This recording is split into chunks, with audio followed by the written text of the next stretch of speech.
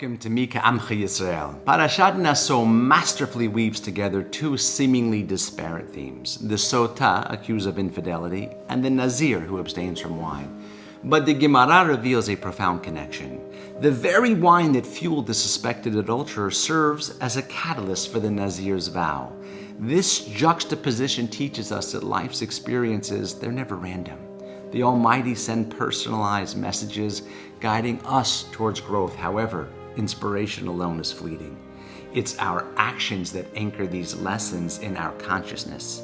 The Nazir's vow serves as a powerful reminder. Witnessing tragedy can either paralyze us or propel us towards transformation, and by concretizing our resolve with tangible actions, we transform moments of inspiration into enduring wisdom. Simchat Torah 5784 will never be forgotten. 8 months later, we're still living with pain. Over 1,200 of our brothers and sisters were slaughtered in that horrific and brutal massacre that was orchestrated by Hamas Yimach Shemam.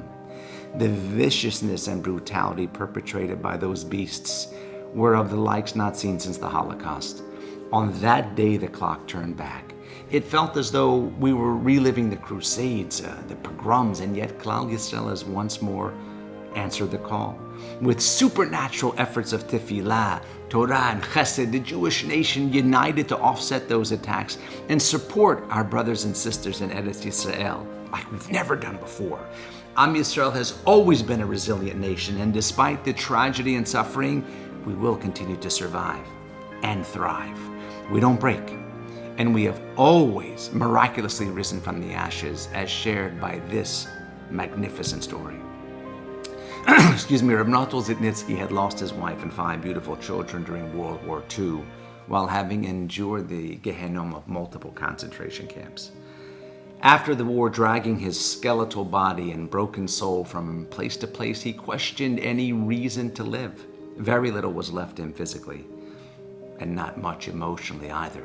For months, he was unable to move forward. Even after being severely malnourished and extremely weak, he began to regain some of his physical strength, but was still a ghost of his former self. As others began to rebuild their lives, someone approached him with a shidduch, a young woman who had also lost her entire family, was also alone in the world and looking to rebuild her life. He was willing to meet her, and in a short while, incredibly, they agreed to marry. What a simcha when that wedding day arrived. But while his kala was there, standing and waiting, Reb Natal was nowhere to be found.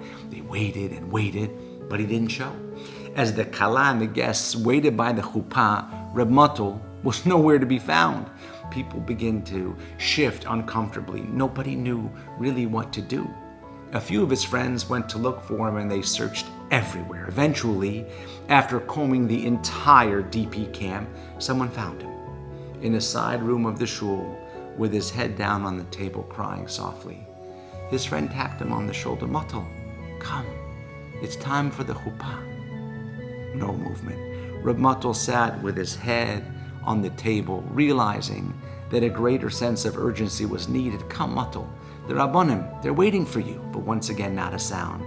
His friend pushed a little harder. The kala is waiting. The chuppah is ready. Come, Natal, come.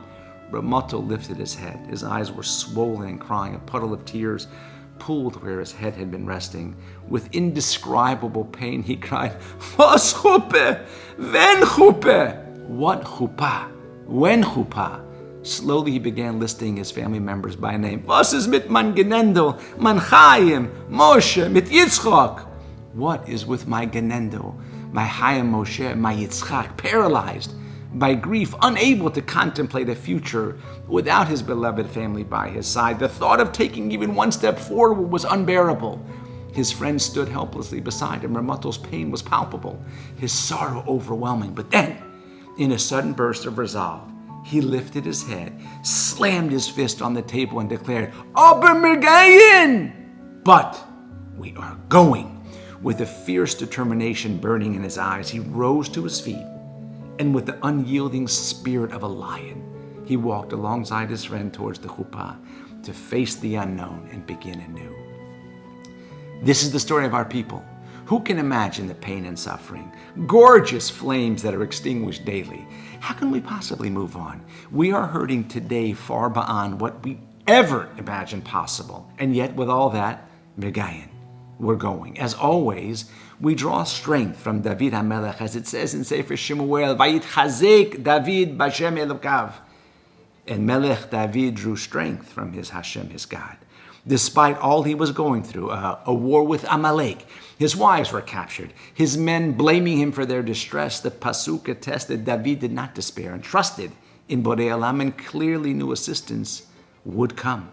Ladies and gentlemen, as we stand united, the collective flame of our resilience and our emunah illuminates the darkness. In its radiant glow, we witness Kucha Barichu's countenance shining brighter.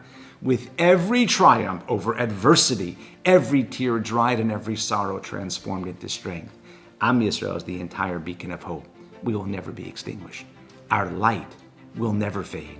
Together we will rise from the ashes of our past, our hearts aglow with wonder, our nishamot soaring with endless colors of joy, forever unbroken, forever united, and forever triumphant. Mi ka'amcha Yisrael. Shabbat shalom and mevorach.